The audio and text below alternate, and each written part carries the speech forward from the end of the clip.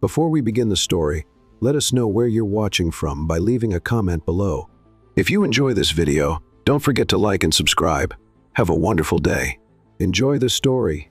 Thunder crackled across the Manhattan skyline as Elias Hart's fingers trembled over the invitation to the Metropolitan Museum's charity gala. At 32, he was New York's most eligible bachelor, a man whose very name made headlines, yet his heart remained as untouched as morning snow. The invitation seemed to mock him, with its golden lettering and promise of another evening filled with social expectations. He couldn't meet. Lightning illuminated his penthouse office, casting dramatic shadows across the antique Persian carpets and mahogany furnishings. The space spoke of old money and refined taste, yet there was something almost monastic about its stillness. No personal photographs adorned the walls. No intimate tokens cluttered the massive desk only. The soft ticking of a grandfather clock broke the silence, counting down the moments until tomorrow's gala. "Mr. Hart," Beatrice's voice through the intercom made him jump. "The board is requesting your presence for the emergency meeting, and your mother called again about tomorrow's seating arrangements." Elias ran his fingers through his dark hair, catching a glimpse of himself in the rain-streaked window. Blue eyes stared back at him, holding secrets no one had ever discovered. How could they, when he could barely hold a conversation with a woman without his voice catching in his throat? At business functions, he'd overheard the whispers, how the mighty Elias Hart, who could orchestrate billion-dollar deals without breaking a sweat, became a stammering schoolboy at the mere prospect of romance. The storm intensified as he made his way to the conference room, his Italian leather shoes silent against the marble floors. Every step echoed with memories of past social failures: the debutante ball where he'd hidden in the coat check room for 2 hours, the charity auction where he'd accidentally bid $10 million in a teapot because he was too flustered by the auctioneer's daughter to pay attention, the countless setup attempts by his well-meaning but exasperated parents. The meeting room fell silent as he entered. 12 board members watched him with calculating eyes, but Elias had learned long ago to mask his discomfort in business settings. Here, numbers were his armor. Spreadsheets and profit margins didn't care about his stutter when nervous or his tendency to blush when addressed directly by an attractive woman. "The Lynn merger," he said, his voice steady despite his racing heart. "It's falling apart." For the next 3 hours, Elias commanded the room with quiet authority, proving why he had turned his family's million-dollar company into a billion-dollar empire. His mind worked like a supercomputer when it came to business strategy, seeing patterns and possibilities others missed. If only that same brilliance extended to matters of the heart. As the board members filed out, his CFO lingered behind. "Elias, you've saved another deal, but you can't keep hiding in this office forever. You're 32. The shareholders are starting to question the stability of having an unmarried CEO." The words hit harder than they should have. Elias turned to the window, watching lightning split the sky. "The company's performance speaks for itself, Thomas." "The company? Yes," Thomas replied. "But what about you?" After Thomas left, Elias retreated to his private elevator, ascending to the secret garden he'd built on the tower's roof. Rain pelted the glass dome above as he walked among the exotic flowers and rare orchids. This was his sanctuary, a place where he could be himself without judgment. Each bloom had been carefully chosen and tended by his own hands, another fact that would surprise those who saw him only as the ice-cold business titan. His phone buzzed with a message from his mother. "The Keller's daughter will be attending tomorrow. She's just finished her MBA at Wharton. Do try to speak to her this time, darling. And please wear the green tie I sent over. It brings out your eyes." Elias's jaw tightened as he knelt beside a delicate white orchid. If only they knew how each of these setups felt like torture. The expectations, the disappointment, the whispers behind raised hands about the billionaire who couldn't even look a woman in the eye. His parents meant well, but their constant matchmaking only intensified his anxiety. A crash of thunder sent him back to his office, where Beatrice waited with a stack of documents requiring his signature. "The final guest list for tomorrow's gala needs your approval," she said, her motherly concern evident in her tone. "And perhaps you'd like to review your speech one more time?" Speech. The word alone made his stomach clench. As the gala's primary benefactor, he was expected to address the crowd. 300 of New York's elite would be watching, waiting for him to stumble. He'd spent weeks practicing in front of his mirror, but the words still felt foreign on his tongue. Late into the night, Elias remained at his desk, reviewing the guest list with meticulous care. Each name represented a potential interaction, another chance for his awkwardness to manifest itself. The rain had softened to a gentle patter against the windows, and the city lights twinkled below like earthbound stars. His fingers paused over one particular entry: Serena Cato, event photographer. Something about the name made his heart skip a beat. Though he couldn't say why, perhaps it was the way the letters seemed to dance on the page, or how the thunder suddenly sounded like distant music. Rising from his desk, Elias walked to the vast windows that formed the eastern wall of his office. The storm had cleared, leaving behind a city washed clean and glittering. Tomorrow, these same streets would lead him to the Metropolitan Museum, where, amid the ancient artifacts and priceless art, his life would change forever. But he didn't know that yet, couldn't know that fate had finally tired of his solitude and was preparing to send him the one person who would see past his wealth, past his stammering shyness, to the passionate heart that beat beneath his perfectly tailored suits. For now, Elias Hart stood alone in his tower, watching the last raindrops trace silver paths down the glass. His reflection stared back at him, tall, handsome, and utterly unaware that love was about to crash into his carefully ordered world with the force of the storm that had just passed. In less than 24 hours, he would meet a pair of eyes that would see straight through his carefully constructed wall's eyes that belonged to a young photographer named Serena Cato, whose soul would recognize his own across a crowded room. Those eyes would change everything, though he didn't yet know their color, their shape, their power to heal his lonely heart. The grandfather clock struck midnight, its deep tones resonating through the empty office. Elias loosened his tie, finally ready to retire to his penthouse apartment above. As he turned off the lights, a strange sensation settled over him, like the air before lightning strikes. Tomorrow would change everything, though he didn't know why. Perhaps it was the way the storm had made the city feel magical, or how the thunder seemed to echo his lonely heart's beating. But for now, he was simply Elias Hart, the shy billionaire moving through his world of glass and steel, untouched by the tender mercies of love. His last thought, before sleep claimed him, was of the mysterious photographer's name on the guest list, and how it had made his heart flutter in a way no other name ever had. Little did he know, as he drifted off to sleep in his lonely tower, that fate had already set its plan in motion. In just a few hours, love would finally find its way to his door, wearing a camera on a strap and carrying the light of destiny in her smile. Chapter 2. A Chance Encounter. The Metropolitan Museum of Art stood majestic against the evening sky, its limestone facade glowing warmly in the setting sun. Inside the Egyptian wing, Serena Cato adjusted her camera settings with practiced precision, her dark fingers moving deftly across the professional equipment she had saved 3 years to purchase. At 18, she was the youngest photographer ever commissioned for the museum's prestigious charity gala, a fact that both thrilled and terrified her. Ancient sarcophagi and towering statues of forgotten pharaohs watched silently as she tested different angles, seeking the perfect composition to capture the evening's events. Her elegant black evening gown, borrowed from her mother's boutique, whispered against the marble floor as she moved. The dress complemented her deep brown skin and showed just enough sophistication to blend in with the elite crowd while allowing her the freedom to work.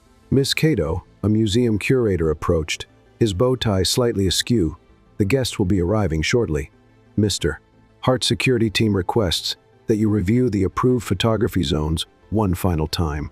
Serena nodded, suppressing a flutter of nervousness at the mention of the evening's principal benefactor. Everyone knew about Elias Hart, the reclusive billionaire whose philanthropy was as legendary as his shyness. She had studied photographs of him while preparing for this assignment. The striking blue eyes that seemed to hold untold mysteries, the strong jaw that featured on countless magazine covers, the slight tension in his smile that hinted at hidden depths. The grand hall began filling with New York's elite, a symphony of designer gowns and million-dollar jewelry. Serena moved among them like a shadow, her camera capturing precious moments with artistic sensitivity. Through her lens, she saw beyond the surface glamour to find the human stories beneath: an elderly couple sharing a secret smile, a young debutante's nervous first appearance in society, a businessman discreetly wiping away a tear during the children's hospital presentation. Then, through her viewfinder, She saw him. Elias Hart stood at the entrance, commanding attention without seeking it. His custom-made tuxedo fit his tall frame perfectly, but it was his expression that caught Serena's breath in her throat. While everyone else worked to be seen, he seemed to wish he could disappear into the ancient stonework behind him. Lowering her camera, Serena watched as he navigated the crowd with careful precision, maintaining a bubble of personal space through subtle body language. She recognized his technique. She used similar movements herself when working events, staying invisible while seeing everything. But there was something more to his isolation, something that called to the artist in her soul. The evening progressed like a carefully choreographed dance.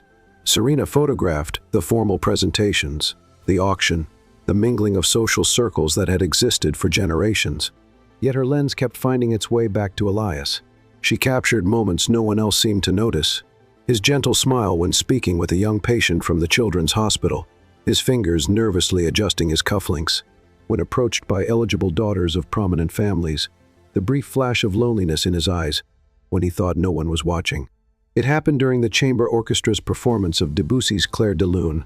Serena was adjusting her position to photograph the musicians when a group of socialites suddenly moved backward, forcing her to step aside. She collided with someone solid and warm, her camera nearly slipping from her grasp. Strong hands steadied her, and she looked up into eyes so blue they put the sapphires adorning the nearby Egyptian artifacts to shame. Elias Hart himself had caught her, his touch surprisingly gentle for such a powerful man. I'm, his voice caught, a blush creeping up his neck. This close, Serena could see the faint dusting of freckles across his nose, an endearing detail never captured in his magazine photos. "Thank you," she said softly, aware of his discomfort, but unable to look away from those captivating eyes. "You saved my camera, and quite possibly my career." Something shifted in his expression, surprise, perhaps, at her simple acknowledgement of his help without any attempt to prolong the interaction. His hands lingered on her shoulders a moment longer than necessary before dropping away. "You're the photographer," he managed, his voice low and pleasantly deep despite its hesitancy. "I saw your portfolio. The Children's Hospital series was extraordinary." Now was Serena's turn to blush, warmth spreading through her chest at his unexpected praise. "You reviewed my work personally? I review everything that matters," he said, then seemed startled by his own forthrightness. Before either could speak again, a wealthy dowager swooped in, claiming Elias's attention with practiced authority. Serena slipped away, her heart pounding with an emotion she couldn't quite name. But as she resumed her photography, she felt his gaze following her through the crowded hall. The evening continued its glittering parade, but something had changed in the atmosphere. Whenever Serena raised her camera, she could sense Elias's presence, as if an invisible thread now connected them through the crowded space. Once, catching his reflection in an ancient mirror, she saw him watching her with an expression of such unguarded longing that her finger trembled on the shutter button. Near midnight, as the gala wound down, Serena was photographing the Egyptian wing centerpiece, a massive stone pharaoh, bathed in dramatic lighting when she felt someone approach. The air seemed to crystallize around her as Elias's reflection appeared in her camera's display screen. The ancient Egyptians believed that capturing someone's image also captured a piece of their soul, he said, quietly, his earlier stammer forgotten in the shared solitude of the moment. "They would understand your gift for seeing beyond the surface." Serena lowered her camera slowly, turning to face him. The grand hall had emptied, leaving them alone among the ancient artifacts and lingering notes of Debussy. "And what do you believe, Mr. Hart?" His eyes met hers with newfound courage.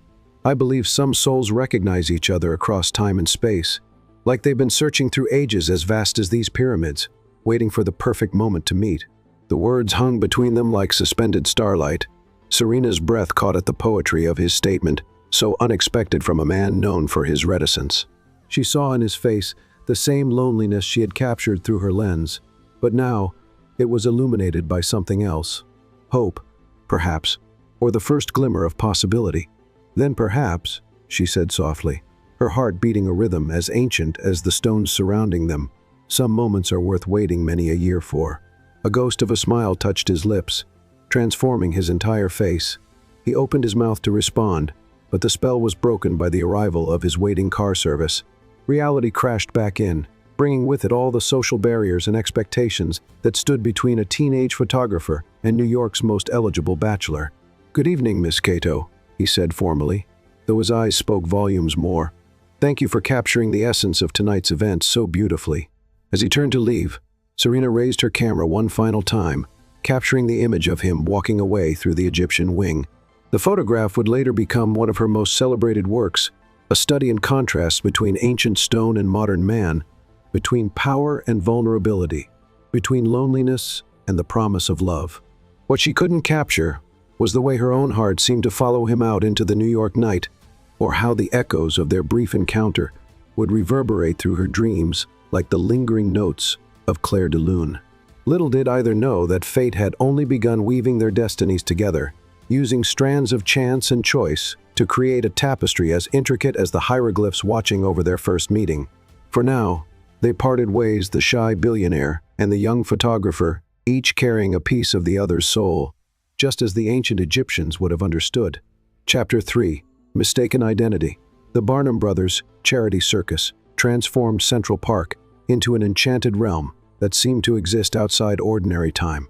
Crystal chandeliers hung from the peaks of elaborate pavilions, their light mingling with the golden sunset to cast magical shadows across the manicured grounds. The spring air carried a symphony of sensations: the sweetness of cotton candy, the warmth of fresh popcorn, the delicate perfume of early blooming roses, and beneath it all, the electric anticipation of magic about to unfold. New York's elite moved through this wonderland in their finest evening wear, diamonds catching light like captured stars. Yet none of this grandeur held Elias Hart's attention. As he stood beneath an ancient oak tree, one hand constantly straying to the velvet box in his breast pocket. Inside lay a treasure more precious to him than all his billions, a vintage camera pendant that he prayed would convey what his shy heart struggled to express. The pendant had called to him from an antique shop window in the city's oldest quarter, its silver surface etched with delicate roses that seemed to tell a story of beauty found in unexpected places. He'd spent hours studying it under different lights, imagining how it would look against Serena's elegant throat. The 3 weeks since their encounter at the Metropolitan Museum had been filled with thoughts of her gentle smile and the way she saw beyond his awkward exterior to the soul beneath. Beatrice materialized beside him, her presence as reliable as the stars. "Miss Cato arrived 15 minutes ago, sir. She's photographing the pre-show preparations near the performer's entrance." Her tablet cast a soft blue glow in the gathering dusk, illuminating her motherly concern. "She looks lovely in burgundy silk." The circus grounds had been transformed into a labyrinth of wonder. Servers dressed as ethereal woodland creatures offered champagne in crystal flutes. Aerial artists in costumes sewn with starlight performed overhead, their movements telling stories of grace and daring. A string quartet played beneath a silk pavilion, their music weaving through the evening air like golden threads, binding reality and dreams. Near the performer's entrance, Elias caught a glimpse that made his heart stop. Burgundy silk draped elegantly over dark skin, a camera held with loving familiarity. The woman turned at his approach, but despite her striking resemblance to Serena, she was not the photographer who had awakened his heart. "Mr. Hart, I'm Lila Nakamura, Serena's cousin," she said warmly. "She mentioned meeting you at the museum gala. She's actually by the main ring, photographing the trapeze artists." Mortification burned through him as he retreated, seeking refuge behind an elaborate cotton candy stand. The pendant weighed heavily in his pocket, a reminder of his perpetual awkwardness.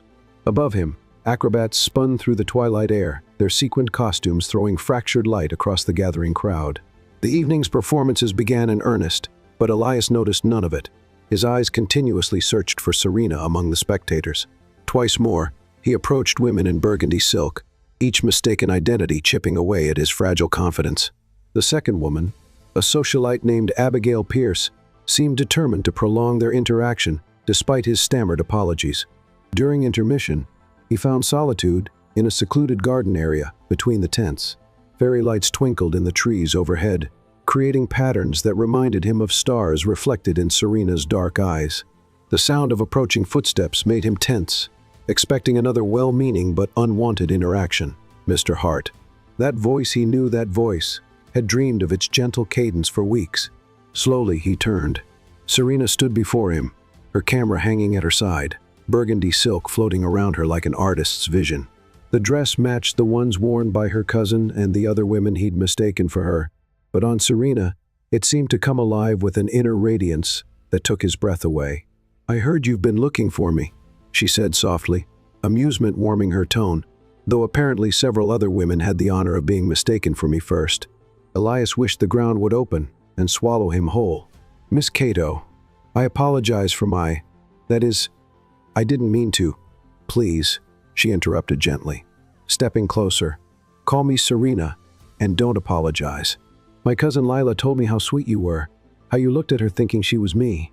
She said your eyes held such hope before you realized your mistake." The fairy lights above caught in her hair like a crown of stars. Serena raised her camera, capturing his expression in that moment. "You look like a prince from a fairy tale," she murmured, lowering the camera, all starlight and shadows. Her words gave him courage. With trembling fingers, he withdrew the velvet box from his pocket. "I found this, that is, I saw it and thought of you, your artistry, your way of seeing beauty in unexpected places." Serena's eyes widened as she opened the box, revealing the vintage camera pendant nestled on black velvet. "It's exquisite," she breathed, running a finger over the etched roses. "But Mr. Hart, Elias," he said quickly, "please, if I'm to call you Serena." A smile bloomed on her face, bright as sunrise. "Elias, thank you. No one has ever given me something so thoughtful."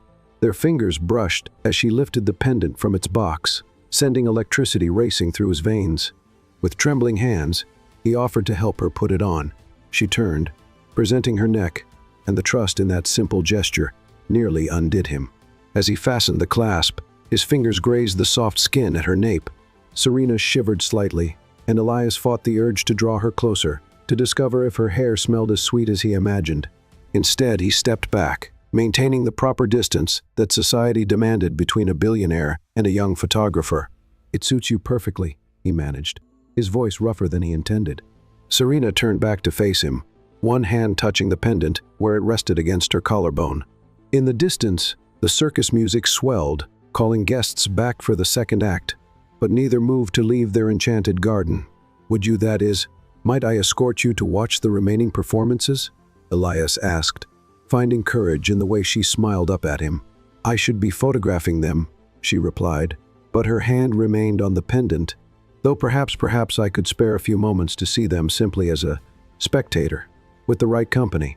Together, they walked back toward the main tent, their steps falling naturally in sync. Above them, the first stars appeared in the darkening sky, blessing this new chapter in their story. The vintage camera pendant gleamed at Serena's throat, catching and reflecting the magical lights of the circus, a symbol of how beauty could be found in the most unexpected encounters, and how love might grow from the sweetest of mistakes. When Elias offered his arm to help her over a section of uneven ground, Serena took it without hesitation. The warmth of her hand through his sleeve felt like coming home, like finding a truth he'd been seeking all his life. In that moment, beneath the circus lights and stars, the shy billionaire and the young photographer began writing their own fairy tale, one gentle touch and understanding smile at a time. The night stretched before them, full of possibility, as Elias finally felt his awkwardness melting away in the presence of someone who saw and appreciated his true self. Every mistaken encounter had led him here, to this perfect moment, with the woman who understood that sometimes the most beautiful photographs and the most beautiful loves come from capturing life's unplanned and imperfect moments. Chapter 4. A Bold Move. The prestigious Grayson Gallery hummed with anticipation as New York's art elite gathered for the opening of its latest exhibition. Crystal chandeliers cast warm light over carefully curated photographs, each image telling its own story of urban life and hidden beauty. Serena Cato stood in a quiet corner, her heart racing beneath the sophisticated sapphire silk dress she'd specially chosen for this evening. Her fingers absently touched the vintage camera pendant at her throat, Elias's gift, as she gathered her courage. This was her moment, her first solo exhibition at one of Manhattan's most respected galleries. At 18, she was the youngest photographer ever featured in the Grayson's 100-year history. The collection, titled Hidden in Plain Sight, showcased her unique ability to capture the overlooked beauty in everyday moments. But one photograph, positioned in a place of honor at the gallery's heart, held special significance. The Lonely Prince, as she titled it, captured Elias Hart beneath the fairy lights at the charity circus.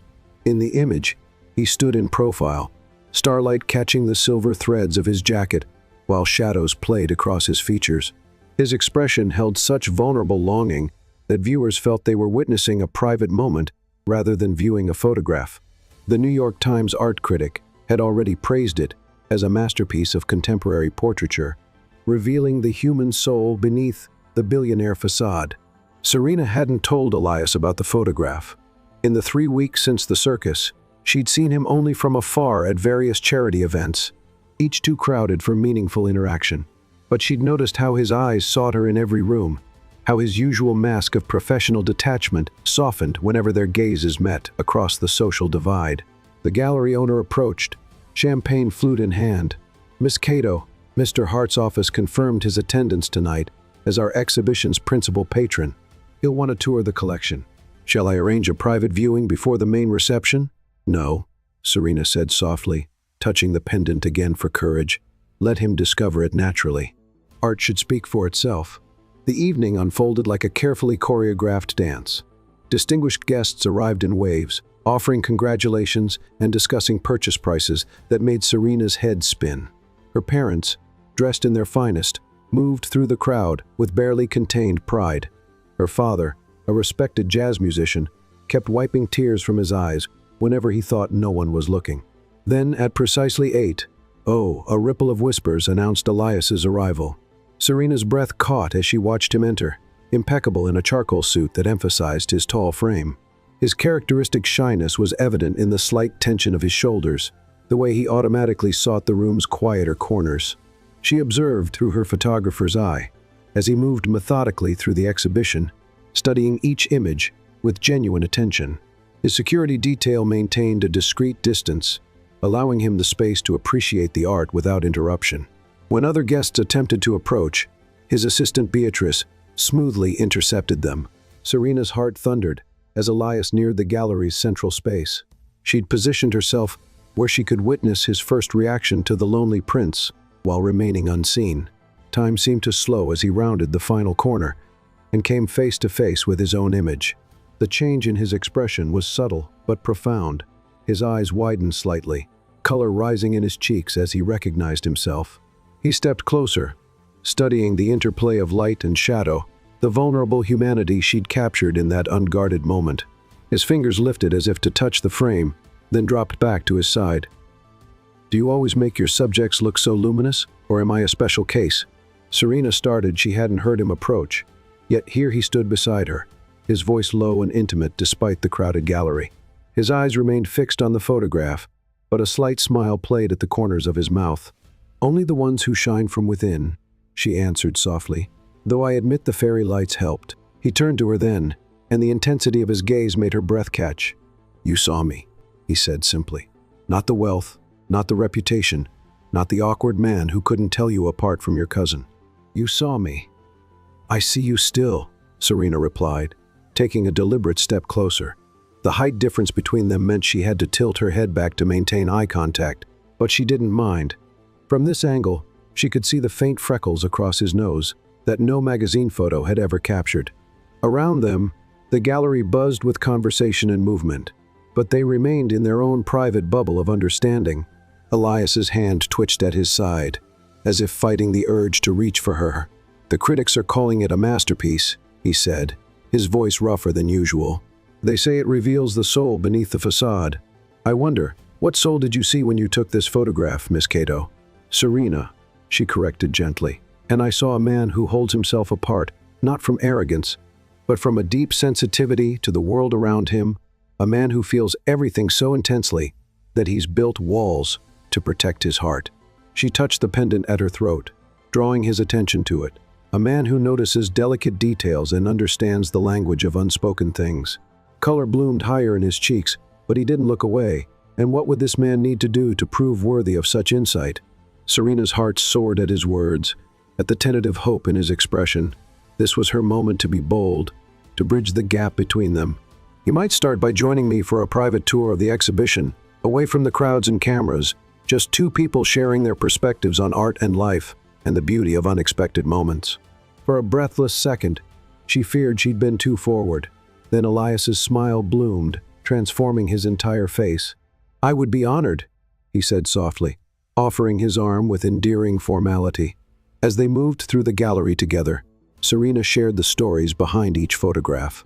She told him about the elderly couple she'd captured dancing in the rain, about the street musician whose music she translated into visual poetry, about the moment she first discovered her passion for photography while watching light paint patterns on her childhood bedroom wall.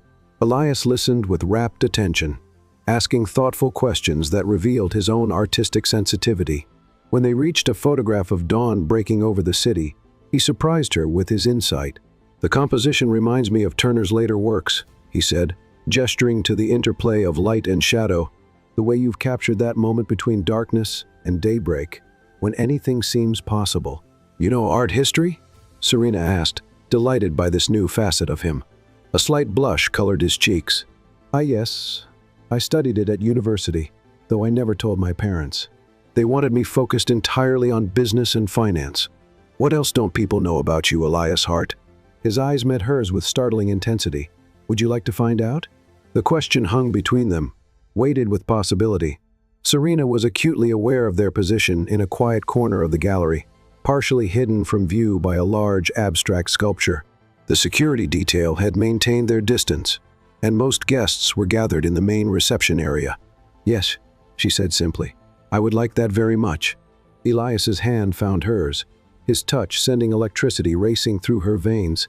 "Have dinner with me," he said softly, "not at some crowded restaurant where we have to maintain appearances. Let me cook for you in my home. I want to show you the real me, without any masks or pretenses." The intimacy of his invitation took her breath away. "You cook?" "Another secret," he admitted with a shy smile. "I find it meditative, like your photography. It's a way of creating something beautiful from simple elements." Before Serena could respond, Beatrice appeared with apologetic efficiency. "Mr. Hart, the gallery owner is requesting your presence for the official remarks." Reality crashed back in, reminding them of their positions and responsibilities. But as Elias reluctantly released her hand, Serena made her decision. "Tomorrow evening," she said quietly, "I accept your invitation." The joy that blazed across his face was worth any scandal their dinner might create. As he moved away to fulfill his duties as patron, Serena touched the vintage camera pendant once more. She had taken a bold step tonight, bridging the gap between their worlds. Tomorrow would bring its own challenges, but for now, she savored the memory of his smile, of his hand in hers, of the promise of more to come. The rest of the evening passed in a blur of congratulations and sales discussions. But Serena's thoughts remained fixed on tomorrow. She had seen beneath Elias's carefully constructed facade to the passionate soul within. Now, finally, she would have the chance to know the man himself, away from the watching eyes of society. As the last guests departed and the gallery lights dimmed, Serena stood before the lonely prince once more. The photograph seemed different now, filled with promise rather than melancholy. She had captured Elias in a moment of isolation, but tomorrow would begin a new chapter, one where neither of them would have to be lonely again. The vintage camera pendant gleamed in the fading light, a token of connection between two souls who had found each other across the divide of wealth and status. Tomorrow couldn't come soon enough. Chapter 5. Pure Hearts. The penthouse kitchen of Hart Tower gleamed in the golden light of sunset, its professional-grade appliances reflecting the warm glow. Elias Hart moved with unexpected grace between the marble countertops, his suit jacket discarded, sleeves rolled to reveal strong forearms as he prepared dinner, the air filled with the aromatic blend of fresh herbs and simmering sauces, evidence of the culinary skills he'd kept hidden from the world. The security team had been dismissed to the lower floors, leaving only the soft classical music from hidden speakers to accompany his preparations. In an hour, Serena would arrive. The thought sent his heart racing, though his hands remained steady as he chopped fresh basil for the handmade pasta sauce. Each element of the evening had been carefully planned to reveal another layer of his closely guarded self. The menu featured dishes he'd learned during solitary travels, pasta techniques from an elderly grandmother in Tuscany, sauce recipes from a monastery in Provence, dessert inspiration from a patisserie hidden in a Viennese side street. These were stories he'd never shared, experiences that shaped the man behind the billionaire facade. The fresh pasta sheets rolled out beneath his skilled hands, thin enough for light to pass through. As he worked, Elias allowed himself to recall the previous evening at the gallery, the way Serena's sapphire dress had caught the light, how her quiet confidence had given him courage. The vintage camera pendant he'd given her had rested at the hollow of her throat, a visible symbol of their growing connection. The elevator chimed precisely at 7, and Elias's pulse quickened. He'd given Serena private access to his penthouse level, another gesture of trust that would have scandalized New York society. But conventional protocols seemed meaningless compared to the authenticity of their developing relationship. She appeared in the kitchen doorway like a vision, wearing a simple blue dress that made her dark skin glow. Her camera hung at her side, not for professional purposes, he suspected, but as a comfort object, a part of who she was. "Something smells wonderful," she said softly, taking in the scene before her. Her eyes widened at the sight of him in such a domestic setting, at the evidence of his culinary expertise spread across the countertops. "Welcome to my sanctuary," Elias replied, managing not to stammer, despite the way his heart leaped at her presence. "Few people know this kitchen exists. Most assume I have a private chef." Serena moved closer, studying the fresh ingredients and partially prepared dishes with genuine interest. "These herbs, they're not from a market, are they?" A smile tugged at his lips. "Would you like to see where they came from?" Taking her hand and marveling at how natural the gesture felt. Now, Elias led Serena through glass doors onto his private rooftop garden. The setting sun painted the space in shades of gold and rose, highlighting the careful cultivation of herbs, vegetables, and flowers that represented years of dedicated attention.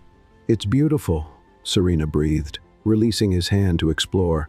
Her fingers trailed over fragrant basil leaves and delicate thyme sprigs, like a secret paradise above the city. "It started as a way to find peace," Elias admitted, watching her move through his private Eden. "Business meetings and social obligations drain me. Here, tending to growing things, I can be myself without judgment." Serena turned to face him, her expression soft with understanding. "Is that why you learned to cook, to create something real with your own hands?" "Yes." The simple truth of her insight moved him deeply. When everything in your life is measured in billions, when every interaction is clouded by wealth and expectations, sometimes you need to remember what it means to create something from scratch, to nurture it into being. She stepped closer, close enough that he could detect the subtle fragrance of her perfume mingling with the garden's herbal scents. "Will you show me?" The request held layers of meaning that made his pulse race. "You want to learn to cook?" "I want to learn you," she said simply. "To understand the man who grows herbs on a rooftop and makes pasta by hand, who sees beauty in simple things despite having access to all the world's luxuries." Something shifted in the air between them, a deepening of the connection that had been building since their first meeting.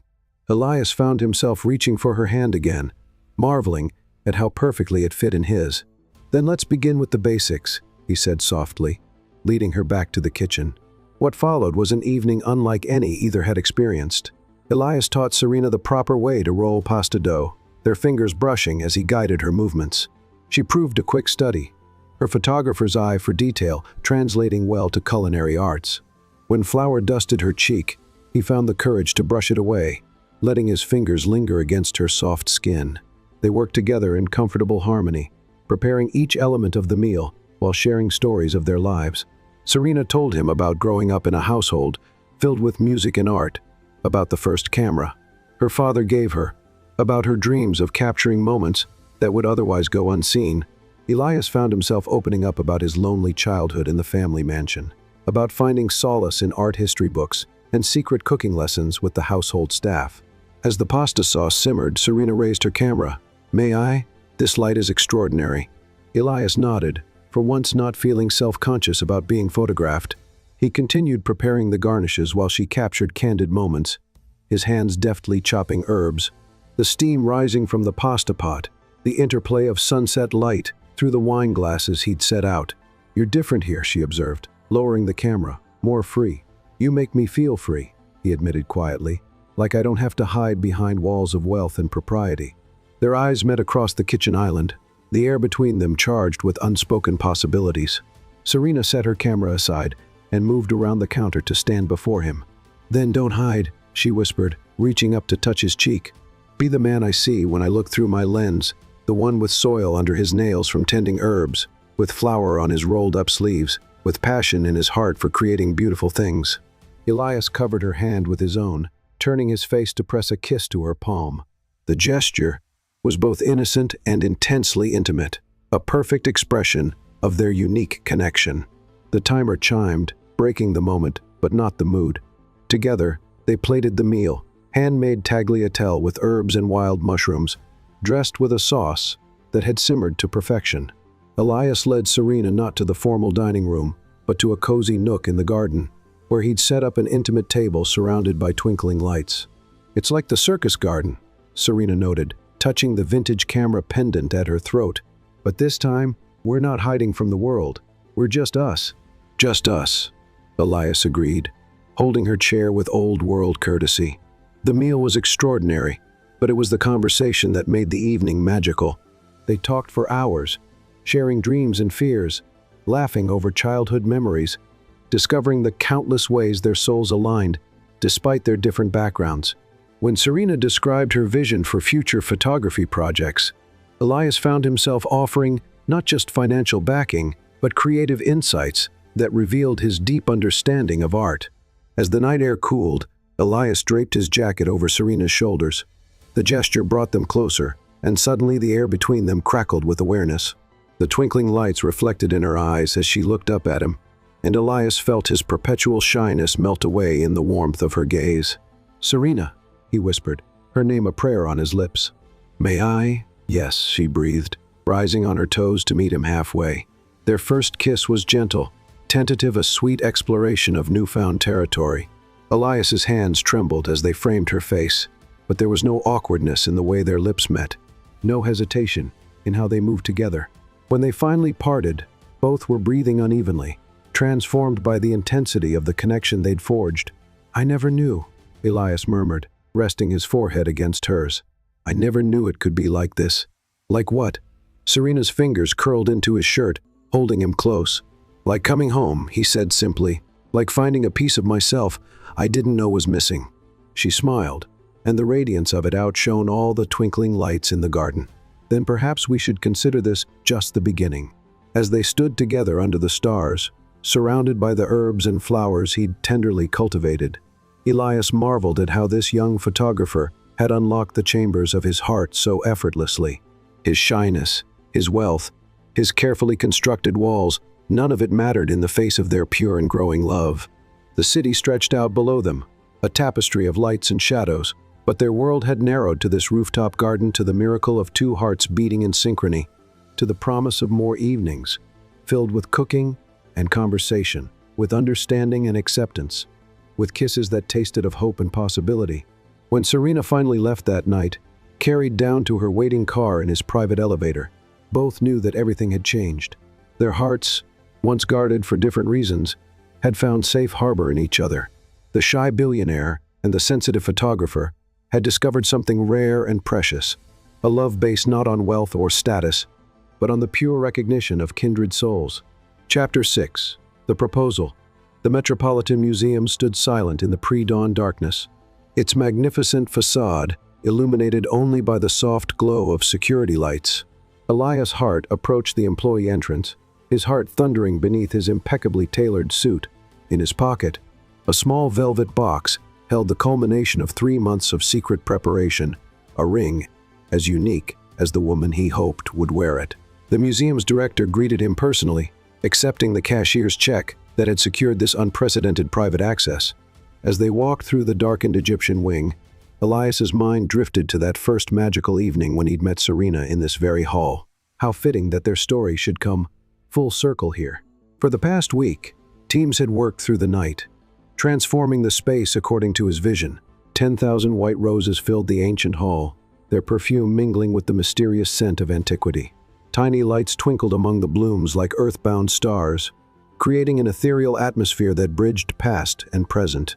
At the center of it all stood an elegant display case, empty now, but soon to hold the portfolio that would change everything. Elias checked his watch. In exactly 2 hours, Serena would arrive, believing she had been commissioned to photograph a new Egyptian artifact before the museum opened. The past 3 months had been the happiest of his life. Each day with Serena had peeled away another layer of his shyness, revealing the passionate soul beneath. Their evenings in his rooftop garden, cooking together and sharing dreams, had become the foundation of a love deeper than he'd ever imagined possible. Beatrice appeared at his elbow, clipboard in hand. "Everything is in place, sir. The musicians are stationed in the alcoves. The temperature has been adjusted to protect the roses, and security has established the privacy perimeter." Elias nodded, too nervous to speak.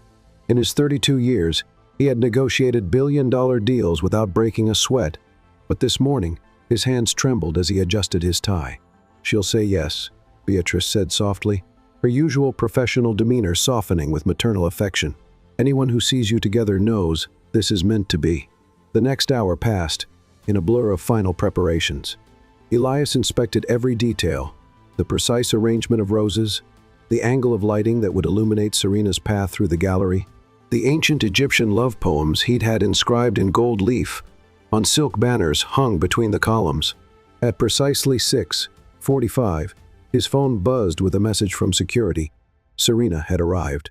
Elias took his position beside the central display case, his heart pounding so hard he feared the sound might echo off the limestone walls. The massive wooden doors opened, and there she was. Serena stood framed in the entrance, her camera bag over one shoulder, wearing a simple cream dress that made her dark skin glow in the romantic lighting. She took 2 steps into the hall before freezing, her eyes widening as she absorbed the transformation before her. "Elias," she whispered, her voice carrying clearly in the hushed space. He moved toward her with measured steps, drinking in every detail of her expression, the way her lips parted in surprise, how her fingers instinctively reached for the vintage camera pendant he'd given her so many months ago. "Welcome back to where our story began," he said softly, taking her hands in his. His voice trembled slightly, but his eyes held hers with unwavering devotion. "Do you remember what you told me about the ancient Egyptians, how they believed capturing an image could capture a piece of someone's soul?"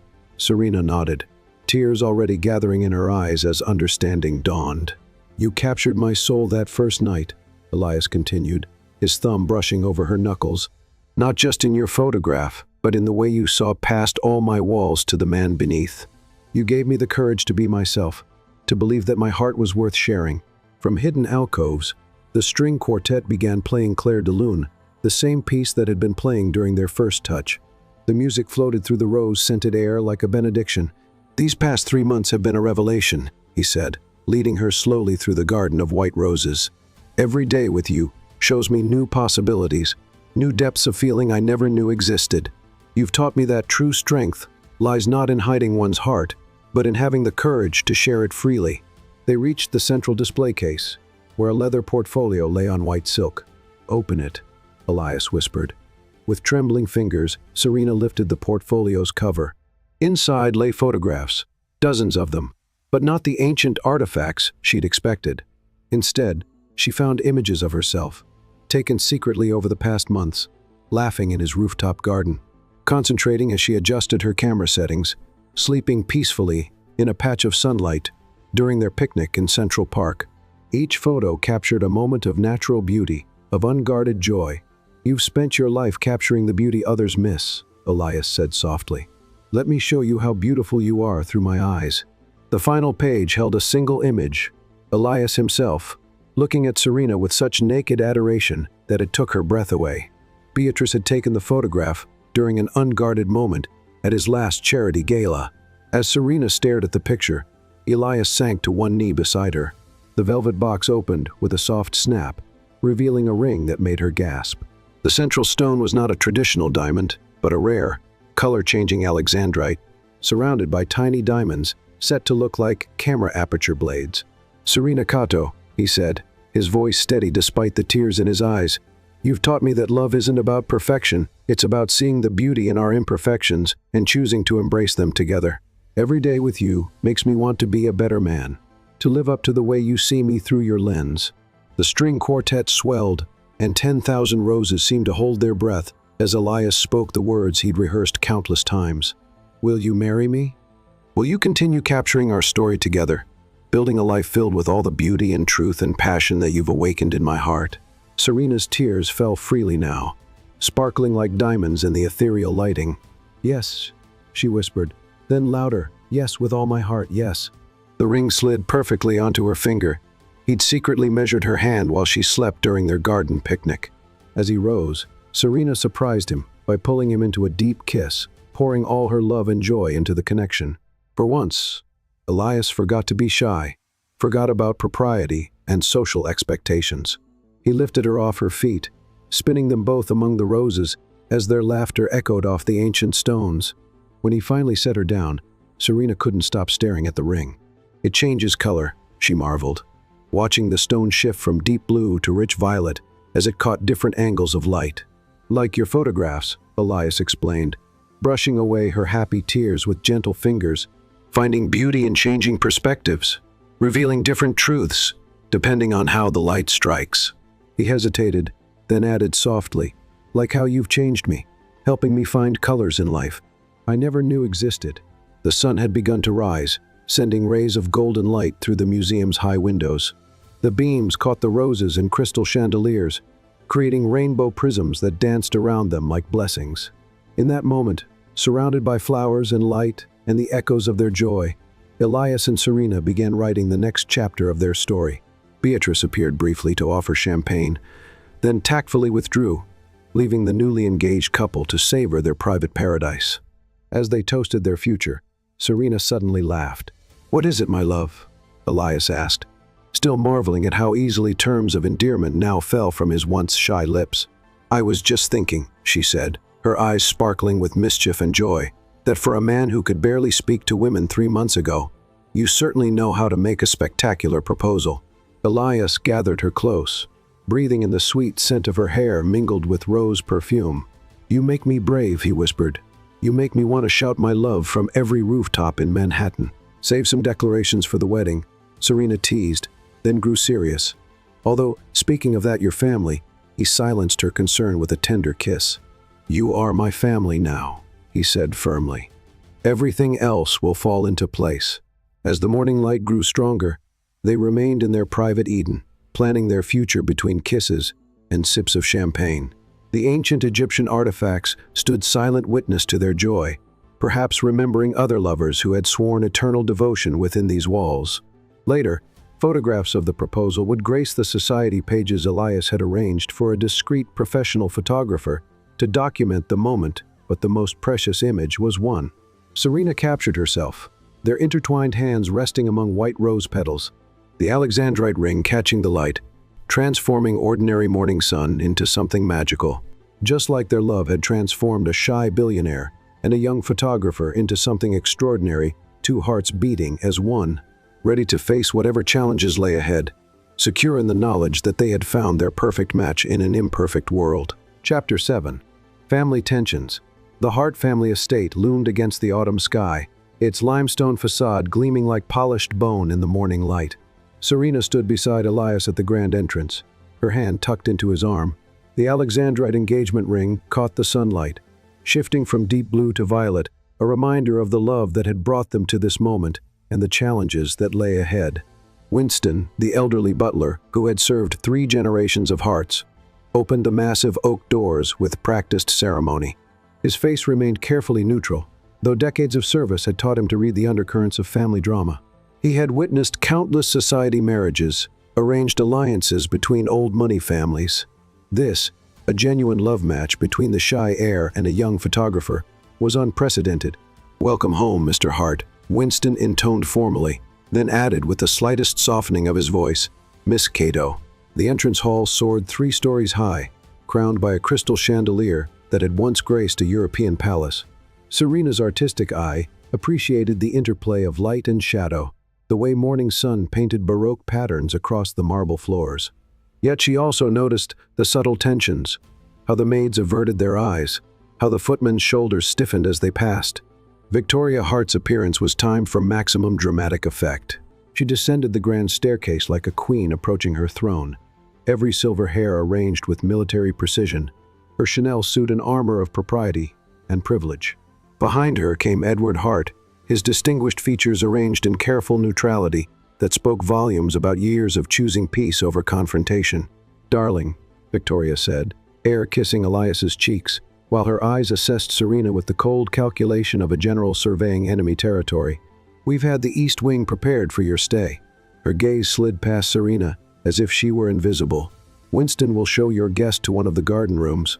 "Mother," Elias's voice held an edge of steel beneath its cultured tones, "my fiancé will be staying with me in the East Wing. We're here as a couple." A flash of displeasure crossed Victoria's face before her social mask snapped back into place. "Of course, darling. How progressive of you, though. Perhaps we should discuss certain arrangements privately." The first week unfolded like an elaborate chess game, with Victoria orchestrating each move to emphasize the divide between old money and new love. Luncheons were scheduled without informing Serena until the last moment, ensuring she had nothing suitable to wear. Conversations were peppered with references and code words known only to those who had grown up in their privileged circle. The staff, taking their cue from Victoria's Arctic courtesy, treated Serena with bare minimum respect. Serena met each challenge with quiet dignity that only seemed to fuel Victoria's determination to break her. When Victoria commented on her quaint table manners at dinner, Serena simply smiled and asked the older woman to demonstrate the proper technique. When Edward pointedly discussed prenuptial agreements over breakfast, she engaged him in a surprisingly knowledgeable conversation about contract law that left him blinking in confusion. The servants watched this daily dance of dominance with increasing fascination.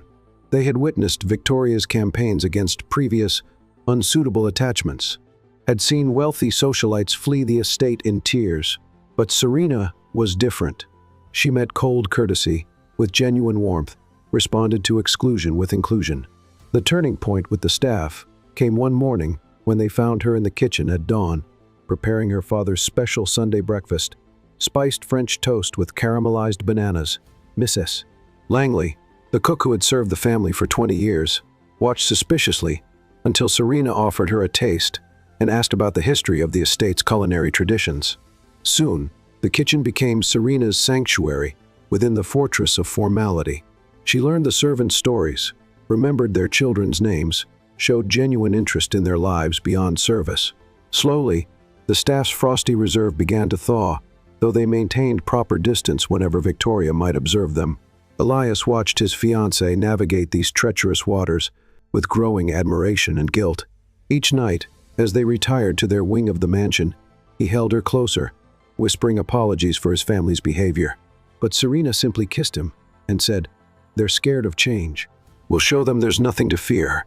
The situation reached its crescendo during preparations for the annual Heart Foundation Gala. Victoria had taken complete control of all arrangements, deliberately excluding Serena from every decision. The morning of the event, Serena entered the ballroom to find Victoria supervising the flower arrangements with military precision. "Oh dear," Victoria said, her voice dripping with false concern. "That dress simply won't do for tonight. The photographers will be from all the best society magazines. Perhaps you should dine in your room." Serena touched the vintage camera pendant that never left her throat, drawing strength from its connection to Elias. "Actually, Mrs. Hart, I plan to photograph the event myself. I thought it would make a more personal touch for the Foundation's annual report." A servant's role? Victoria's smile turned glacial. How appropriate. "Not a servant," Serena replied quietly. "An artist, one who sees beauty in unexpected places and believes every person has value beyond their social position." That evening, Serena descended the grand staircase in a gown that made even Victoria's criticism falter. The deep violet silk, custom designed by a rising star in the fashion world, transformed with every movement like her engagement ring. Her camera, customized in silver and pearl, hung at her side like an elegant accessory. Throughout the night, she moved among the guests with natural grace, capturing moments that revealed the heart of the Foundation's mission. Her genuine interest in the charity's work and her artistic eye impressed the board members, who had grown tired of the same stiff, formal photographs year after year. When she overheard Victoria dismissively introducing her as the help to a prominent donor, Serena simply smiled and offered to show them her recent exhibition catalog from the Grayson Gallery. The donor, it turned out, had been trying to secure a showing there for years. The night wore on a glittering parade of wealth and influence, yet beneath the surface glamour, a subtle shift had begun. Servants found excuses to pass close to Serena, earning her warm smile. Junior board members sought her out for earnest discussions about modernizing the foundation's image. Even some of Victoria's oldest allies seemed charmed by the young photographer's genuine warmth and artistic vision. Later that night, as the last guests departed, Serena found Elias in his father's study, reviewing donation pledges. He looked up as she entered, his eyes softening with love and concern. "I heard what Mother said," he began, but Serena silenced him with a gentle finger to his lips. "Your mother is afraid," she said softly. "Afraid of change, afraid of losing you, afraid of anything that threatens her carefully ordered world. But fear can't survive in the presence of love." Elias pulled her into his arms, marveling at her wisdom and strength. "How did I get so lucky?" "It's not luck," Serena whispered against his chest. "It's recognizing your own heart in another soul." The vintage camera pendant gleamed in the study's warm light, a symbol of their journey from that first chance meeting to this moment of quiet triumph. Outside the windows, the estate's gardens stretched into shadow, but tomorrow would bring new light, new challenges, new opportunities to prove that love could transform even the coldest hearts. For now, they held each other in the sanctuary of the study, two hearts beating as one, their love stronger than any social barrier or family disapproval. Victoria's warfare of privilege and protocol had failed to break them.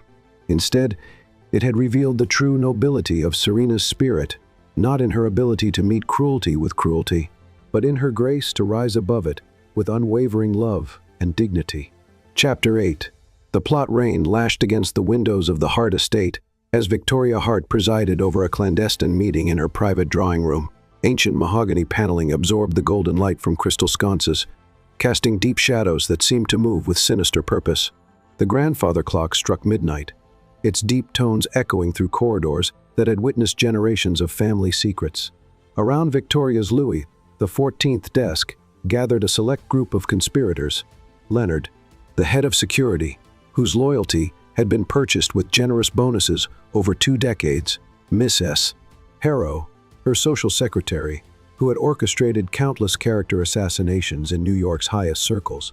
And Victor Ramsey, a man whose services in creating convenient scandals had made him invaluable to wealthy families seeking to protect their bloodlines.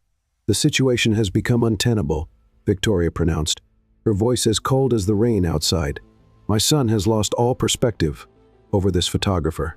The family name must be protected, and more importantly, the foundation's reputation cannot be risked on a romantic folly." Leonard spread blueprints of the estate across the desk, pointing to the conservatory. "We've installed new security cameras here and here. The angles have been carefully calculated to capture maximum dramatic effect while obscuring any contextual details that might contradict our narrative." Miss S. Harrow consulted her tablet, her perfectly manicured nails tapping against the screen. "I've already begun planting rumors among the society columnists, subtle suggestions about Miss Cato's ambitions, her mysterious past, her seemingly calculated rise in artistic circles. When the incident occurs, the groundwork will be laid for public opinion to turn against her." Victor lounged in an antique armchair, his expensive suit a masterpiece of subtle menace. "My role is clear: a chance encounter in the conservatory, witnessed only by the cameras. A struggle that can be interpreted multiple ways depending on the editing. Her flight from the scene, appearing as an admission of guilt." His smile never reached his eyes. "I've orchestrated similar scenarios for 3 other prominent families this year alone." Victoria lifted a crystal decanter, the amber liquid within catching the lamplight. "The Foundation's annual audit begins next week. Elias will be occupied with meetings for hours each day, leaving ample opportunity for our intervention." In the East Wing, unaware of the plot being woven against their happiness, Serena and Elias shared a quiet evening. She sat at her editing desk, reviewing photographs from their recent work at the Children's Hospital. The images captured moments of pure joy.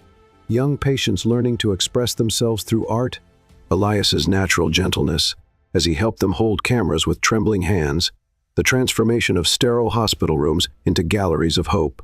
"Look at this one," Serena called softly, gesturing Elias over. The photograph showed him teaching a young girl to make origami cranes. His usual reserve melted away by her innocent enthusiasm. "You never look more handsome than when you're being kind." He pressed a kiss to her temple, breathing in the familiar scent of her jasmine shampoo. "You make me want to be kind, to be better in every way." Their peaceful moment shattered as Winston knocked at the door, his usual dignity strained by something darker in his manner. "Pardon the intrusion, but Mrs. Hart requests Miss Cato's presence in the conservatory tomorrow morning. She wishes to discuss flower arrangements for the wedding." After the butler departed, Serena turned to Elias with cautious hope. "Perhaps she's finally accepting us." "Be careful, my love," he cautioned, remembering his mother's capacity for subtle cruelty. Her acceptance never comes without conditions. The next morning dawned gray and forbidding. Serena dressed with particular care, choosing a cream silk blouse and tailored trousers that projected both confidence and respect. The vintage camera pendant rested at her throat like a talisman against darkness. The conservatory stood empty when she arrived, its glass walls streaked with rain.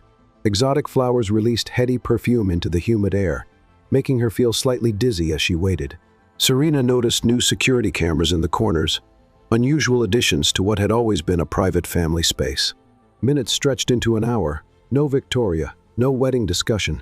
Instead, Victor entered with predatory grace, his practiced smile never warming his calculated gaze. "Miss Cato, Miss S. Hart, sent me to discuss the wedding photography requirements." Serena's instincts flared a warning. "I wasn't aware we were hiring additional photographers." He moved closer, too close, his cologne overwhelming the flower's natural fragrance. "Oh, I'm not here about photography." What happened next unfolded with nightmare precision. Victor grabbed her arms, his grip bruising. Serena's self-defense training kicked in. She drove her elbow back, heard his grunt of pain, but he was stronger, obviously trained. As they struggled, she noticed the security camera's red lights blinking steadily, documenting what would become Victoria's weapon against the woman she believed had bewitched her son. Using techniques learned from years of maneuvering through crowded events with expensive camera equipment, Serena twisted free. She ran through the rain-slicked gardens, her cream silk blouse now muddied and torn. Behind her, Victor called out in mock concern, playing his part for the cameras. In her suite, Serena's hands shook as she packed a small bag. Her photographer's eye could already see how the security footage would be edited, the intimate setting, the seemingly compromising position, her flight casting the appearance of guilt. Victoria had orchestrated the perfect scandal. She could fight it, explain the truth to Elias, but that would mean exposing his mother's machinations, forcing him to choose between family loyalty and love. The resulting scandal would damage not just the Hart name, but the charitable foundation that helped so many children. Serena's fingers brushed the vintage camera pendant as tears fell silently. Then, with the same quiet dignity that had carried her through every challenge, she began to write. "My dearest love, some dreams, no matter how beautiful, must remain dreams. Your world has rules and responsibilities that I cannot ask you to abandon. The Foundation's work is too important to risk for one heart's happiness. Know that you taught me what true love means, not just passion, but the kind of love that puts another's well-being first. That is why I must go. Your family needs you. Those children need you. And I need you to be the man I know you are, even if it means loving you from afar. The pendant stays, as do the photographs. Let them remind you not of what was lost, but of how much you are capable of giving. Your heart's capacity for kindness must not be buried beneath scandal and family strife. All my love, Serena." She placed the letter on his pillow beside a single printed photograph, the two of them in his rooftop garden, caught in a moment of pure joy by her camera's timer, their last evening of innocence before the weight of society's expectations had crushed their dreams. The rain had softened to a gentle mist as Serena slipped out through a service entrance. Behind her, the Hart estate rose like a fortress, its windows gleaming with false welcome. She had arrived as a bride-to-be, full of hope and determination to prove herself worthy. She left with nothing but a muddied blouse and a heart full of unspoken truth. In her haste, she didn't notice Clara, the elderly housekeeper, watching from an upstairs window. Clara, who had witnessed Victoria's late-night meeting, who had recognized Victor from her own past in domestic service. Clara, whose conscience would soon overcome her fear of unemployment. As Serena's taxi disappeared down the estate's winding drive, the first ray of sunlight broke through the clouds. It caught the tears on her cheeks, transforming them momentarily into diamonds precious and pure, like the love she was leaving behind. In her small bag, carefully wrapped, lay proof of Victoria's plot, photographs she had managed to capture during the staged attack. But using them would mean tearing Elias's family apart, shattering his world in ways that went beyond mere scandal. The vintage camera pendant weighed heavy against her throat, a reminder of innocence lost and dreams deferred. Yet even in this moment of deepest pain, Serena's photographer's eye couldn't help but notice the poetry of the scene, how the estate's imposing facade now seemed more prison than palace, how the carefully tended gardens blurred behind her tears into impressionist smears of color and loss.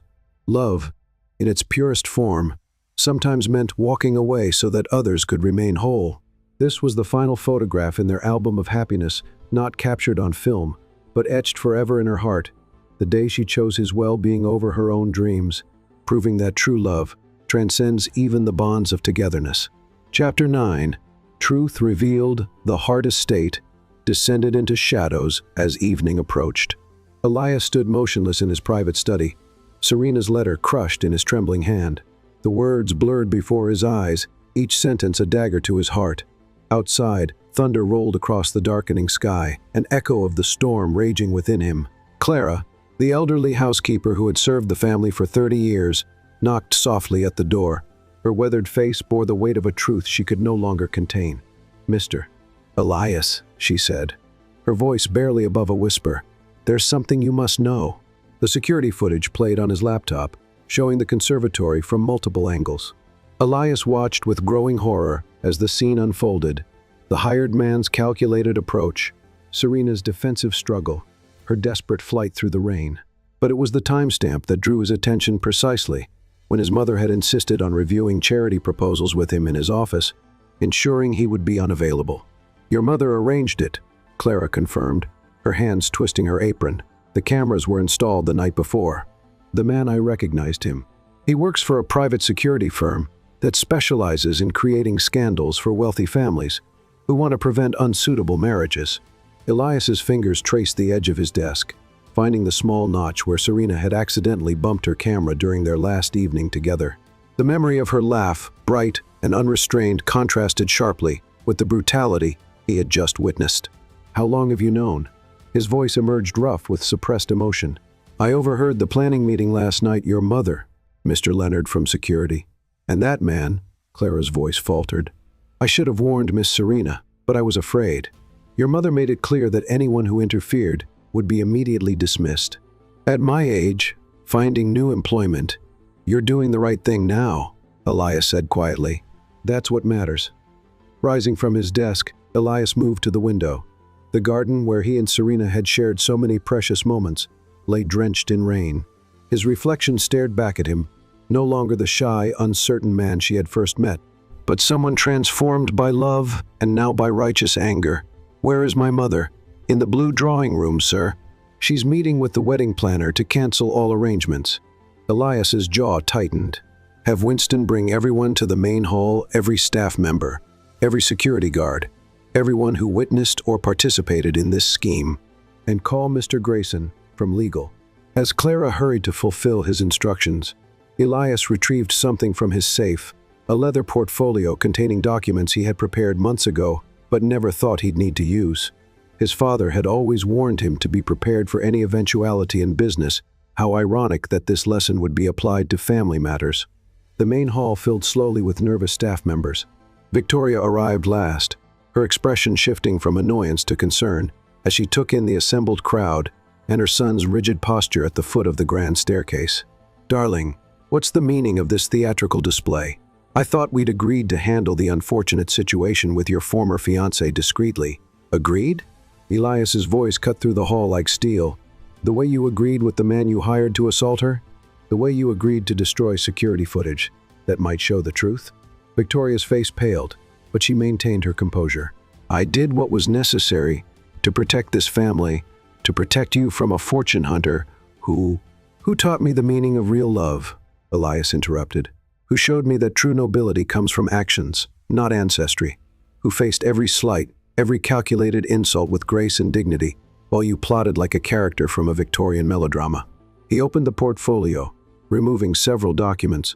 "Mr. Grayson, please explain to my mother exactly what these papers mean." The family lawyer stepped forward, his expression grave. Mrs. Hart, these documents transfer complete operational control of the Hart Group and Foundation to Mr. Elias, effective immediately, as per the terms established by your late father-in-law. Any attempt to manipulate or coerce the designated heir's personal life constitutes grounds for immediate removal from all positions of authority within the family enterprises. Victoria swayed slightly, reaching for the banister to steady herself. You wouldn't dare. The scandal, the only scandal, Elias said firmly, is how far you are willing to go to maintain your illusion of control. Every person in this room witnessed your plot. Every security camera captured the truth. You've lost, Mother. The only question is whether you'll lose with dignity or force me to make this public. Turning to address the assembled staff, Elias's voice softened. Those of you who participated in this scheme have a choice. You can tender your resignations immediately with full references, or you can stay and help build something better. This house has been ruled by fear and manipulation for too long. That ends today. Mr. Leonard, the head of security, stepped forward first. Sir, one offer my resignation, and he hesitated, then continued, I have copies of all communication regarding this plot. They're yours to use, as you see fit. One by one, others came forward either to resign or to pledge their loyalty to the new order Elias proposed. Throughout it all, Victoria stood frozen on the stairs, watching her carefully constructed world crumble. The car is waiting to take you to the city apartment, Elias informed her quietly.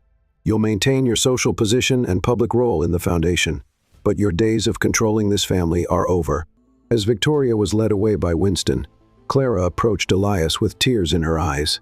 Miss Serena, she left to protect you, to protect the foundation's work. She loved you enough to walk away, rather than force you to choose. I know, Elias replied, touching the spot where Serena's camera had marked his desk. And now I have to prove I'm worthy of that love by choosing her anyway. Moving purposefully to his study, Elias began making calls. Private investigators were dispatched to find Serena. The family's PR team was instructed to prepare statements celebrating rather than hiding his relationship with a talented young photographer. Every resource at his disposal was directed toward one goal, bringing Serena home. As midnight approached, Elias stood in his rooftop garden at Hart Tower, surrounded by the herbs and flowers they had tended together. The vintage camera pendant he had given her lay in his palm, discovered on her pillow along with a final photograph, their moment of pure joy, captured for eternity. I'm coming for you, my love, he whispered to the night sky. And this time, nothing will tear us apart. The city lights sparkled below like fallen stars, each one holding the possibility that it might guide him to Serena. Tomorrow, he would begin his search in earnest. But tonight, he allowed himself to feel the full weight of what had happened. The betrayal, the revelation, and most importantly, the strength he had found to stand up for love. In his pocket, his phone buzzed with a message from Clara. Found something in Miss Serena's editing room. Come quickly. Attached was a photo showing a memory card hidden behind a loose baseboard, perhaps containing the evidence Serena had managed to gather during her ordeal. Hope blazed in Elias's heart as he headed for his private elevator. The shy billionaire who had once hidden from love had been transformed into a warrior, ready to fight for it. Somewhere in this vast city, Serena waited, believing she had sacrificed their happiness for his sake.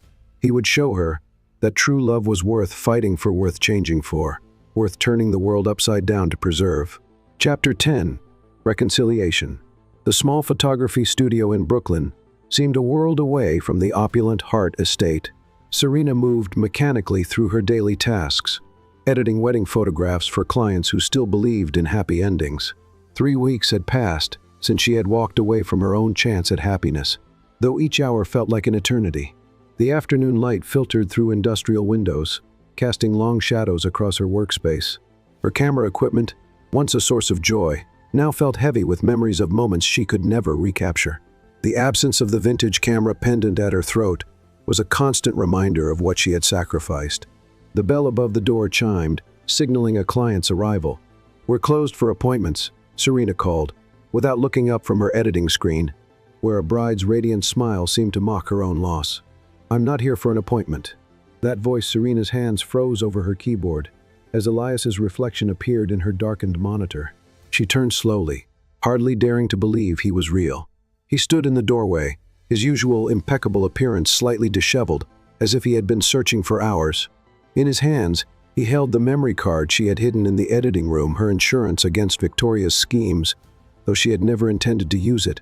"How did you find me?" she whispered. "Your father," Elias replied, stepping into the studio. "It took some convincing, but when I showed him the evidence of what really happened, he understood why I needed to find you." Serena rose from her desk, maintaining distance between them, despite every instinct urging her to run into his arms. "The Foundation, your family, are no longer in a position to interfere with our happiness." Elias's voice held a new strength and authority she had never heard before. "My mother's plots have been exposed. She's been removed from operational control of the family enterprises. The staff who participated have either resigned or pledged their loyalty to a new way of doing things." He moved closer, his eyes never leaving hers. "But none of that matters compared to finding you, to making you understand that you never needed to protect me by leaving. I'm stronger than that. We're stronger than that." Serena felt tears threatening to fall. "I couldn't let you choose between your family and me. The Foundation's work, those children who need help. The Foundation will continue its work, but under new leadership hours, if you'll still have me." Elias closed the remaining distance between them, reaching for her hands. "You taught me that real nobility isn't about maintaining appearances or controlling others. It's about having the courage to stand up for what's right, to fight for love even when it seems impossible." From his pocket, he withdrew the vintage camera pendant. "You left this behind, along with my heart. I'd very much like to return both to their rightful owner." Serena's resolve crumbled as he gently fastened the pendant around her neck, his fingers lingering against her skin, sending familiar electricity through her veins. "Elias," she breathed, "I never stopped loving you." "I know," he said softly. "Every photograph you left behind told me that the way you captured our joy, our connection. No one who looked at those images could doubt the depth of your feelings."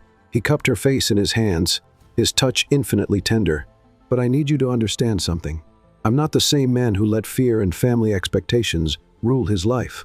You showed me what real strength looks like, not in grand gestures or social power, but in the quiet dignity with which you faced every challenge." Tears fell freely now as Serena leaned into his touch.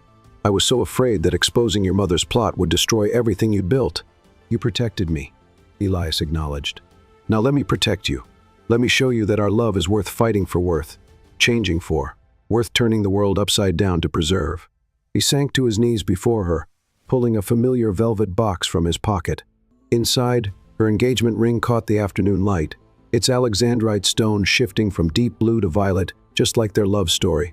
Complex, beautiful, and ever-changing. "Serena Cotto," he said, his voice steady despite the emotion in his eyes.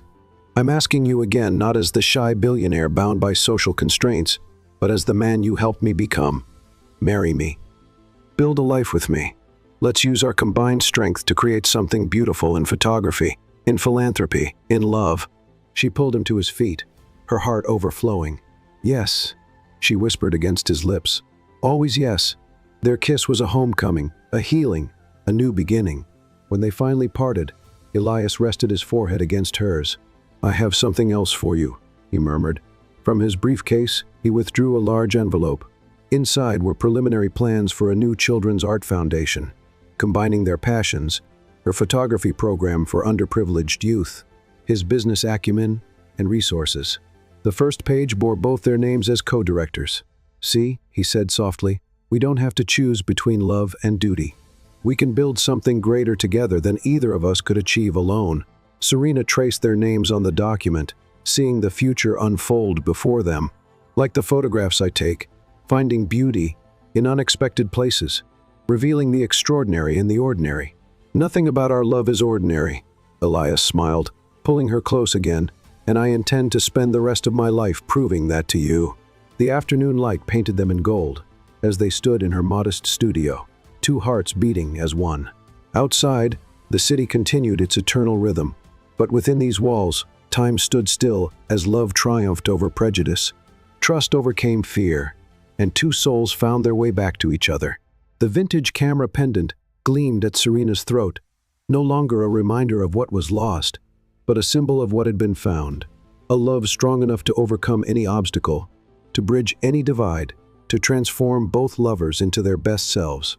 As the sun set over Brooklyn, casting long shadows through the industrial windows, Elias and Serena began planning their future, not just their wedding or their professional collaboration, but the legacy they would build together, a foundation of love, art, and compassion that would touch countless lives. And, in the fading light, Serena's camera captured one final shot, their intertwined hands resting on the foundation documents, her engagement ring catching the light, transforming ordinary sunset into something magical, just as their love had transformed two individuals into something extraordinary, a force for change, for good, for beauty in an often harsh world. Chapter 11. A new beginning. Spring returned to the Hart estate, painting the grounds in delicate shades of renewal. Cherry blossoms drifted like snow across manicured lawns, while early roses climbed ancient stone walls with fresh determination. Nature itself seemed to mirror the transformation taking place within the mansion's limestone walls. Victoria and Edward Hart stood in the grand hall, their luggage arranged with military precision before the sweeping staircase. After the exposure of Victoria's plot and her removal from operational control of the family enterprises, they had decided to take up permanent residence at their villa in Provence. Yet one final meeting remained, a conversation that would determine whether the Hart legacy would be defined by division or redemption. Serena's hand rested securely in Elias's as they descended the staircase together. Her simple cream dress spoke of the quiet confidence she had maintained throughout every challenge, while the vintage camera pendant at her throat caught morning light like a prism, scattering rainbow fragments across marble floors. Victoria's perfect posture betrayed tension in every line. The past month had stripped away her carefully constructed armor of social superiority, leaving her facing truths she had spent a lifetime avoiding. Edward stood slightly behind his wife, his distinguished features marked by new understanding.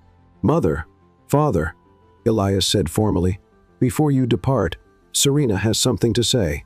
Victoria's lips parted, perhaps to deliver one final barbed comment, but the words died as Serena stepped forward. From her camera bag, she withdrew a carefully wrapped package, its paper bearing the Hart family crest. "Mrs. Hart," Serena began, her voice clear and steady, "I've brought something for you." Victoria accepted the package with visible reluctance, her manicured fingers trembling as she removed the elegant wrapping. Inside lay a leather-bound album, its cover embossed with the same crest that had witnessed generations of family history. The first photograph showed Victoria and Edward at their first charity gala together. 50 years ago, their young faces shining with love and ambition, untouched by the weight of social expectations that would later shape their choices. Subsequent pages traced their journey through decades, quiet moments in the garden, proud snapshots at business celebrations, tender glances caught when they thought no one was watching. "How did you?" Victoria's voice faltered as she turned pages that captured a life she had almost forgotten living. "I found these while documenting the Foundation's history," Serena explained. "Each image shows a couple who built something remarkable together, who faced challenges with united strength. That's the legacy Elias and I want to continue, not the walls of privilege and prejudice, but the foundation of love and service to others that you originally created." Tears gathered in Victoria's eyes as she reached the final photograph. It showed her dancing with Edward in the conservatory on their last anniversary, their faces holding the same tenderness as the young couple from 50 years ago. "I see now," Victoria whispered, touching the image with trembling fingers. "What you capture with your camera, it's not just appearances, is it? It's truth, reality." She looked up at Serena with new understanding. "The way you see my son, the way you've always seen him through a lens of love." Serena confirmed gently. "The same way these photographs show the real Victoria Hart, not the society matron afraid of change, but the woman who loved deeply enough to build a legacy with her husband." Edward stepped forward, his arm sliding around Victoria's waist, in a gesture of support they hadn't displayed publicly in years. "We forgot," he said heavily. "Somewhere along the way, we forgot what really matters." "It's not too late to remember," Serena said, reaching for Elias's hand. "The Foundation's new structure includes advisory roles for both of you, focusing on the charitable works that originally inspired your success, not as controllers, but as mentors, sharing your experience to help us grow something even more meaningful." Victoria closed the album carefully, her usual mask of superiority replaced by genuine emotion. "Why?" she asked simply. "After what I did to you, why offer us any place in your future?" "Because love isn't about keeping score," Serena replied. "It's about seeing the best in people, even when they can't see it themselves. Your son taught me that, though I suspect he learned it first from watching his parents build something wonderful together." Elias squeezed her hand gently before speaking. "The private jet is ready whenever you wish to depart, but perhaps we could have one last family breakfast together first. Serena makes amazing French toast." The invitation hung in the air, weighted with possibility. Victoria looked down at the album in her hands, then at the young couple before her. For the first time, she saw not a threat to her control, but a chance for her family's legacy to evolve into something greater. "I'd like that," she said softly, if you're sure we're welcome." The kitchen soon filled with unexpected warmth as Serena taught Victoria the secret to perfectly caramelized bananas, while Elias and his father discussed plans for the foundation's expansion. Sunlight streamed through windows that had witnessed countless formal breakfasts, but never this kind of genuine connection. As they shared the meal together, walls built over decades began to crumble. Victoria asked about Serena's photography techniques, showing sincere interest in her artistic vision. Edward revealed funny stories from Elias's childhood that had been deemed too undignified for previous tellings. Laughter real and unrestrained echoed through rooms that had too long known only proper chuckles. Later, as the elder hearts prepared to depart for their new life in Europe, Victoria pulled Serena aside. "I was wrong about so many things," she admitted. Touching the album she refused to pack away with other belongings. "But most of all, I was wrong about you. You have more nobility in your loving heart than all our generations of social status." "We all have nobility within us," Serena replied, touching the pendant that symbolized her journey. "Sometimes it just takes the right lens to bring it into focus." As the car pulled away down the estate's winding drive, Elias gathered Serena in his arms.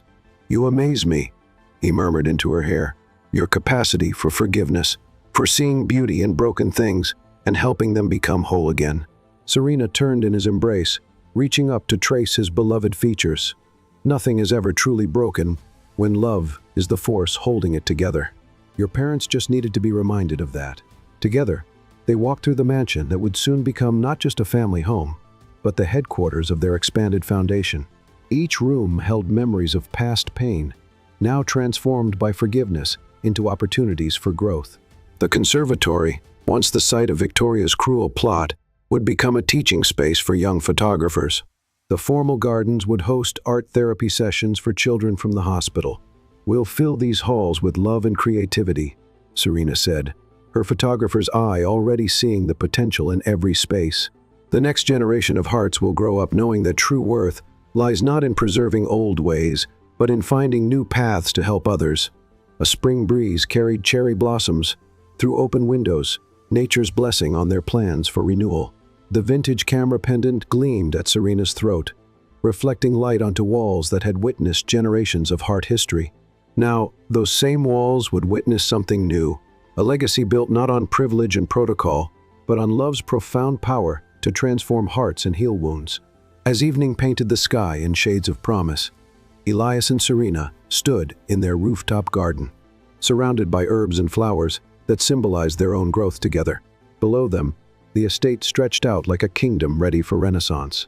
Above them, the first stars appeared, blessing their vision of a future where love's light could penetrate even the darkest corners of tradition and fear.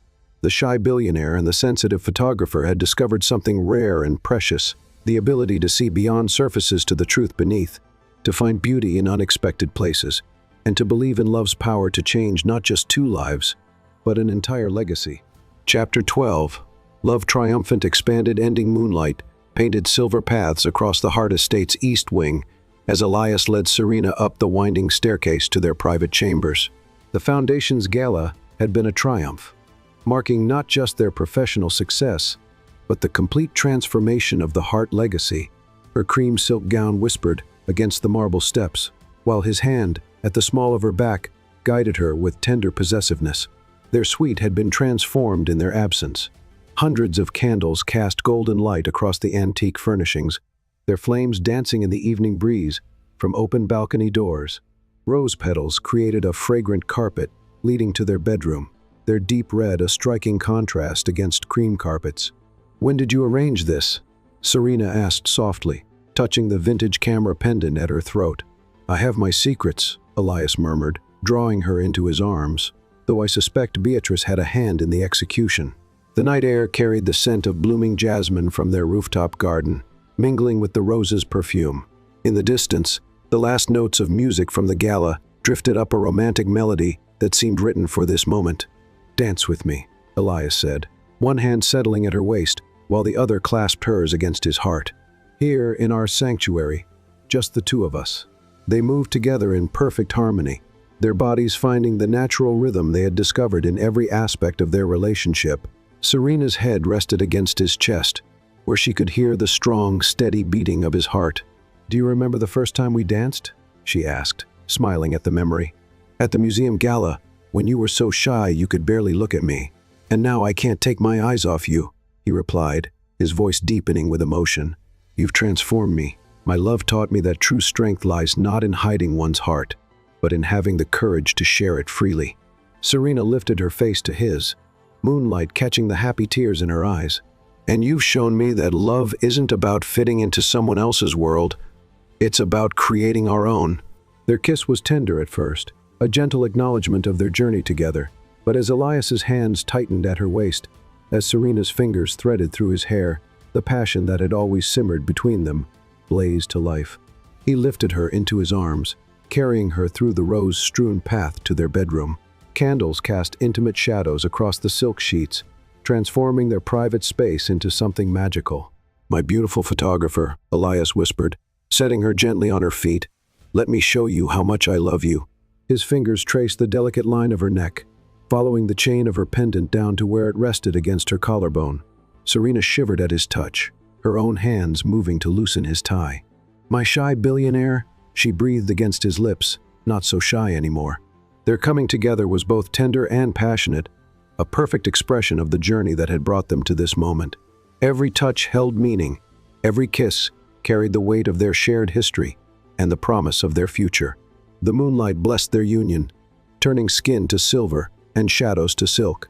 Later, as they lay entwined in the quiet hours before dawn, Serena traced lazy patterns on Elias's chest. The vintage camera pendant rested on the nightstand beside her engagement ring, both catching moonlight and scattering it like diamonds across their sanctuary. "What are you thinking about?" she asked, feeling the steady rhythm of his heart beneath her fingertips. "About endings and beginnings," he replied thoughtfully. "About how what seemed like the end, you walking away that rainy day, turned out to be the beginning of something greater than either of us imagined." She propped herself up on one elbow to look at him, admiring how the candlelight gilded his features. "And what do you imagine now?" "A lifetime of moments like these, of building something meaningful together, of filling these halls with love and purpose." His hand came up to cup her cheek. "Of watching you transform lives, through your art, the way you transformed mine, through your love." Serena leaned down to kiss him softly. "Then let's begin," she whispered against his lips. The night wrapped around them like a lover's embrace as they came together again, their passion burning brighter than ever. Outside, the estate's gardens bloomed under moonlight, promising new growth, new life, new possibilities. Inside, two hearts beat as one, their love a testament to the power of seeing beyond surfaces to the truth beneath. As the first light of dawn painted the sky in shades of promise, Elias held Serena close against his heart. She fit perfectly in his arms, as if she had been created just for this purpose. The shy billionaire and the sensitive photographer had discovered something rare and precious, a love that could transform not just two lives, but an entire legacy. "I love you," he murmured into her hair. "Today, tomorrow, for all the days of forever." "And I love you," she replied, her voice rich with emotion. "My heart, my home, my ever after." The rising sun blessed their union with golden light, while the vintage camera pendant and alexandrite ring caught its rays and scattered them like promises across their private paradise. Their story would be told for generations in the Hart family, not as a cautionary tale of rebellion against tradition, but as a testament to love's power to transform, heal, and create something greater than the sum of its parts. For in the end, that was the greatest fortune of all, not the billions in their accounts or the prestige of their name, but the priceless treasure of two hearts beating in perfect harmony. writing their own fairy tale with every shared breath and tender touch.